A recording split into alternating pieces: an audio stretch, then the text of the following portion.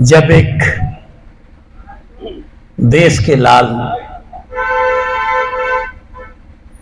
को सम्मान करने और याद करने के रूप में हम यहाँ इकट्ठा हुए हैं, तो स्वाभाविक है यह एक ऐतिहासिक नहीं अविस्मरणीय वक्त हुआ करता है। आदमी पैदा होता है, एक धर्मशाले के रूप में आता है, जीवन काटता है और चला जाता है। कोई अट्टालिका बनाकर जाता है, कोई खेत खलिहान से ही निकल जाता है, लेकिन होता तो धर्मशाला ही है। चाहे 50 साल की जिंदगी जो जीता है, यह देश, यह धरती हर व्यक्ति के लिए धर्मशाला है, किसी की अपनी संपत्ति नहीं है। फिर भी हर आदमी अपना पराया कितना बना लो, कितना बगाड़ लो में लगा हुआ है। और स्वाभाविक है, अगर ऐसा भी न हो तो यह भारत एक महल की तरफ दुनिया की निगाह में नहीं दिखाई देगा। इसलिए जरूरी है महत्वाकांक्षा और कुछ कर गुजरने की तमन्ना, यही उस आदमी को सजोकर खड़ा करता है और आगे बढ़ाता है। आज सैकड़ों करोड़ का ये भारत, जो कभी अखंड भारत, आज भारत एक राष्ट्र के रूप में दुनिया में स्थापित है। उसका कारक हर व्यक्ति है। हर व्यक्ति कहीं न कहीं उसका योगदान है, उसका सहयोग है उसके निर्माण में। लेकिन अगर यह मुल्क ही नहीं है तो शायद निर्माण करने वाला भी जगह खोजेगा। हर काम यह हर व्यक्ति कर भी नहीं सकता है। कभी गुलाम भारत, आजाद भारत होने के लिए एक सुराजी कहा जाता है, कहा जाता था लोगों को। सुराजी हुआ करते थे, वो देश की आजादी के लिए दीवाने और मतवाले होकर अपनी जिंदगी की आहुति कर दिए थे। शायद आजादी को देख पाने वाले उनमें से कुछ ही लोग थे। ज्यादातर लोग आजादी को देख कायदे से नहीं पाए, भोग नहीं पाए, तो चले भी गए। लेकिन वो सुराजी हमें आजाद भारत दे गए। एक दूसरी पीढ़ी भी थी जो स्वराजी भारत की कल्पना किए हुए आजाद भारत को अपना राज का भारत बनाने के निर्माण में योगदान किया। एक वो पीढ़ी थी। और अपना राष्ट्र निर्माण के भारत के योगदान करने वाले लोग भी लूटे हुए भारत को अपने पैरों पर खड़ा करने का जो योगदान किया, उसमें हम उसको भी भुला नहीं सकते। और एक वो भारत जो आजाद भारत, अपने पैर पर निर्मित भारत, सुसज्जित भारत के रूप में जब खड़ा हुआ, तो भारत दुनिया का संपन्न देश नहीं कहा जा रहा था, लेकिन दुनिया को एक तीसरी शक्ति बनाने में जो अपना निर्माण दे रहा है, आज वह पीढ़ी का भी हमें योगदान इस भारत में भुलाया नहीं जा सकता है। उसे हमें याद करना पड़ेगा।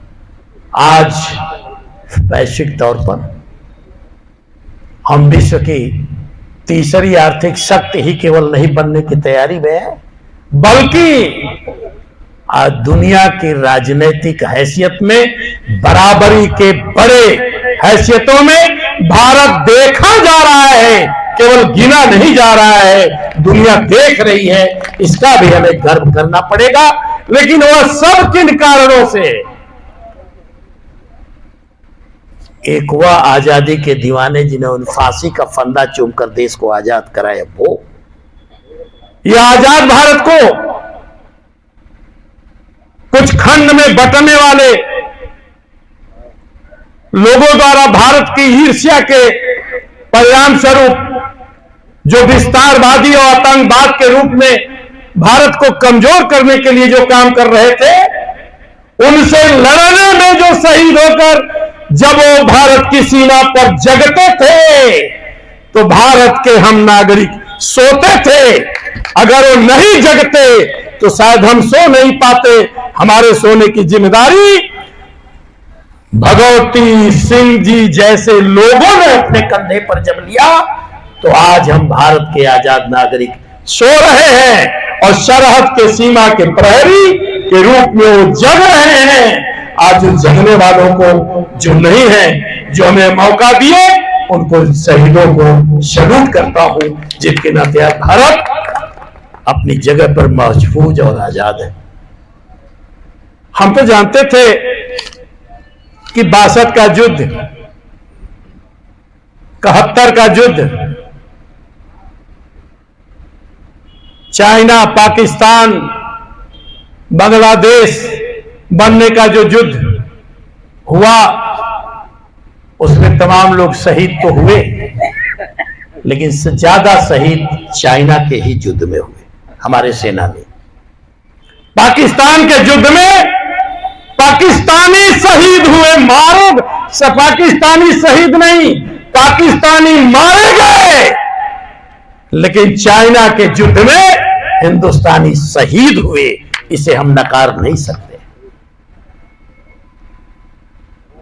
जब हमारे पास हथियार नहीं था, आजादी मिलने के बाद हमारे पास वो संसाधन नहीं थे कि हम लड़ सके। नंगा खोखला अंग्रेजों का लूटा हुआ भारत, मुगलों का लूटा हुआ भारत, बाद में अंग्रेजों का लूटा हुआ भारत, सोने की चिड़िया से नंगा और खोखला भारत जब हमारे हाथ में मिला था, उस समय चाइना ने मौके का देखकर जो युद्ध किया था वह भारत को कब्जा करने के विस्तारवादी नीति के अनुसार किया था, के कारण किया था।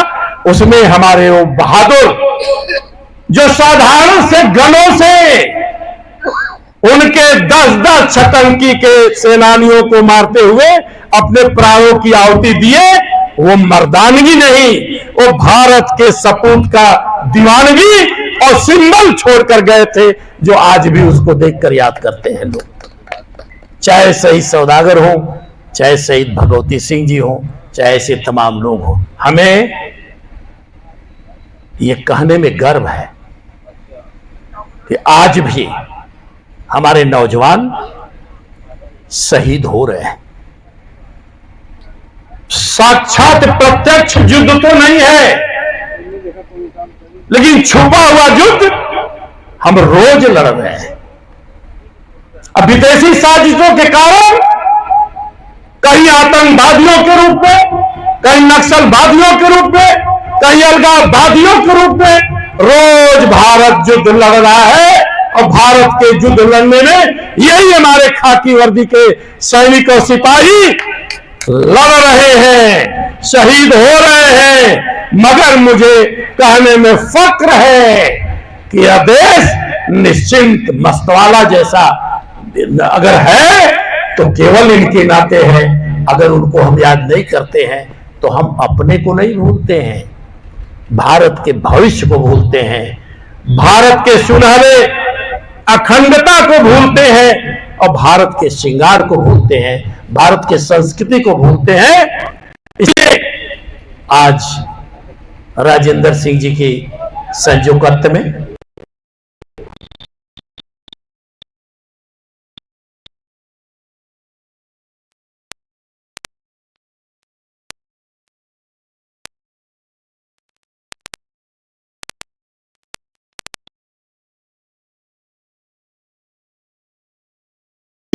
हमारे तिवारी जी द्वय जिला पंचायत और पदाधिकारी, हमारे प्रवीण जी हैं, तमाम लोग यहाँ उपस्थित हैं। हमारे बाल मुकुंद जी कहीं दिख रहे थे, हमारे वो तमाम, अब किस किस का नाम गिनाऊं, सबका नाम जानता ही हूं मैं। सबको बड़े सम्मान के साथ यहाँ मध्यापार और मध्यापार के आजमगढ़ के लोग जो यहाँ उपस्थित हुए हैं और शहीद को श्रद्धांजलि देने में अपना समय निकाले हैं, मैं उनको भी अध्यक्षता पहले ही बोल दे रहा हूं, इसलिए अध्यक्ष पद अभी सौंप के जाऊंगा। अभी चला रहा हूं, अभी नहीं छोड़ रहा हूं, अभी चला रहा हूं, अभी सौंप के जाऊंगा। मैं आप सबको साधुवाद दे रहा हूं और मैं केवल भगवती जी नहीं, उनकी पत्नी और उनके परिवार, हाँ सारी उनकी पुत्री और उनके दामाद दोनों को भी मैं आशीर्वाद दे रहा हूं। सम्मानित करके जाऊंगा। सम्मानित अभी और आगे करना है? अच्छा ले आइए, सम्मानित कर देता हूं।